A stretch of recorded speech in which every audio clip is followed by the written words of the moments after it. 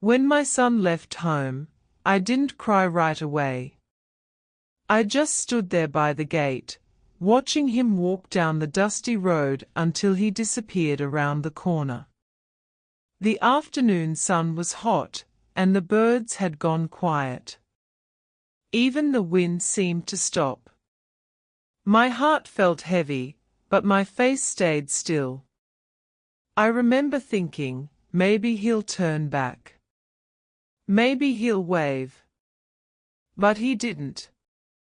That day feels like another lifetime now, yet I can still see it so clearly, the small bag he carried, the way he avoided looking at me, and the silence that filled the space between us.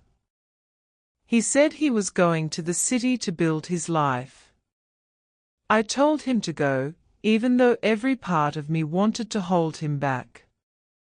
Mothers don't stop their children from chasing dreams. We just pray that they'll come back someday. After he left, the house felt too large. The sound of my own footsteps echoed through the rooms. The chair he used to sit in stayed empty for days.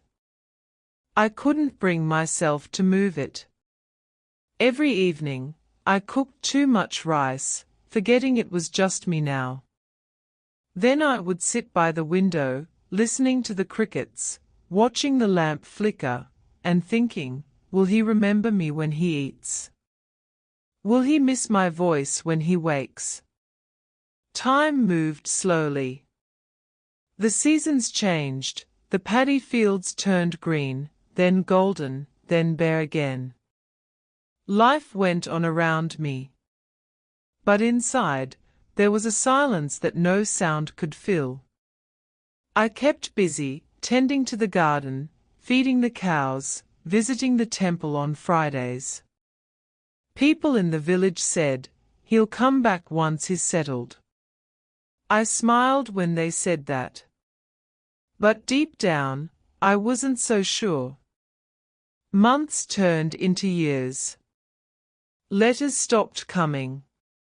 The phone calls grew shorter, then fewer, then none at all. Every festival, I would set an extra plate on the table. It became my little ritual, a way of saying, you still belong here. Even when I ate alone, I kept that plate there. Maybe it was foolish, but it gave me comfort. 5 years passed like that. The hair around my temples turned white. My hands grew rough from work. But my heart still waited. I waited through sickness and storms, through birthdays and long quiet nights. Some evenings, I'd sit outside and talk to him in my mind, telling him about the rain, about the harvest, about how the mango tree had grown taller. I knew he couldn't hear me, but it helped to imagine he could. Then, one evening, everything changed. It was early monsoon season. The air smelled of wet earth, and the first drops of rain had begun to fall. I was sitting by the fire, mending an old shawl, when I heard footsteps outside. At first, I thought it was a neighbor. But when I opened the door, my heart almost stopped. He was standing there, soaked from the rain, thinner, older, but unmistakably my son. For a moment, neither of us spoke. The rain fell harder, and he just stood there, looking at me as if trying to read the years written on my face. "Ma," he said softly, "can I come in?" I couldn't move. I just nodded and stepped aside.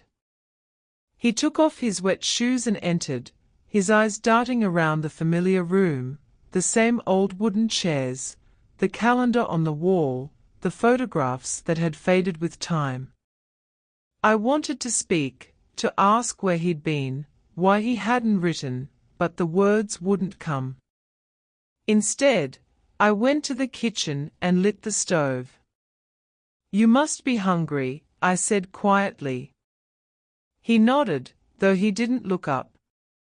I made rice and lentils, just like before. When I placed the bowl in front of him, his eyes filled with tears. You still cook the same, he said.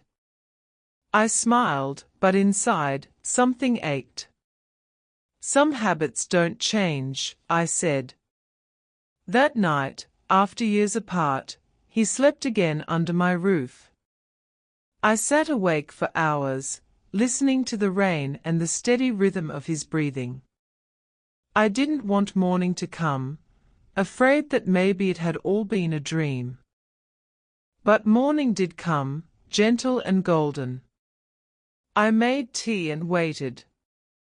When he walked into the kitchen, I could see the boy he once was, the same tilt of his head, the same sleepy eyes.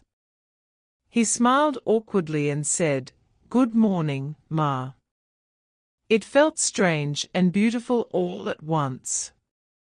We sat in the courtyard, sipping tea.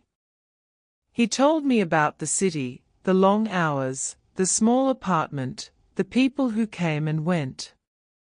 There was a loneliness in his words, the kind that only a mother can hear. I didn't ask too many questions. I just listened.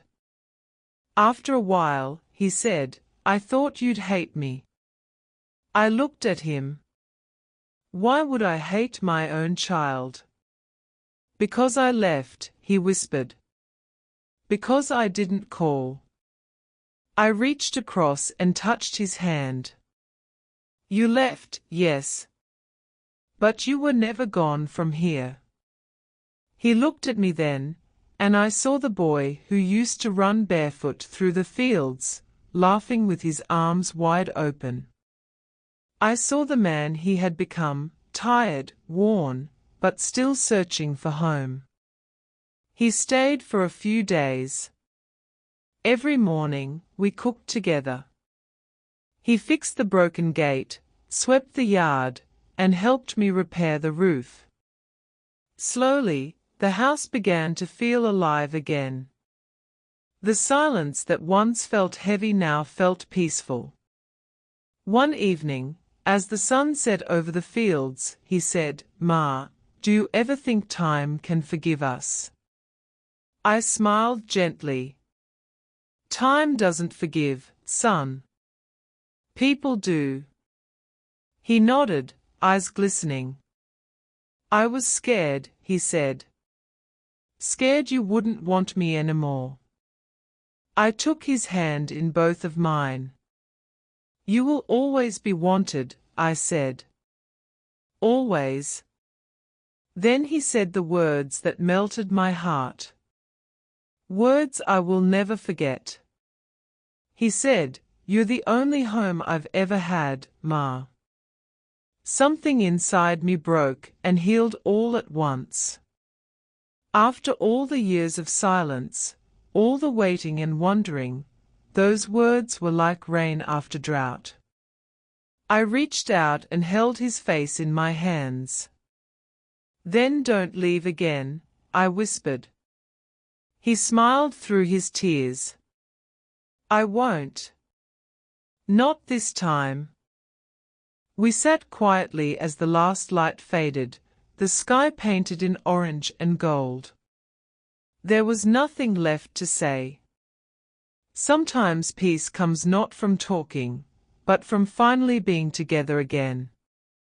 Now, when I look back, I realize love never really leaves. It hides, it waits, it grows silent, but it doesn't die. It only waits for the right moment to speak again. And when my son said those words, "You're my home," Ma, love spoke. Softly, but strong enough to be heard after all those years. If there is one thing I've learned, it's this. A mother's love is not about holding on, it's about waiting with an open door and an open heart. Because one day, the ones who left will remember their way back.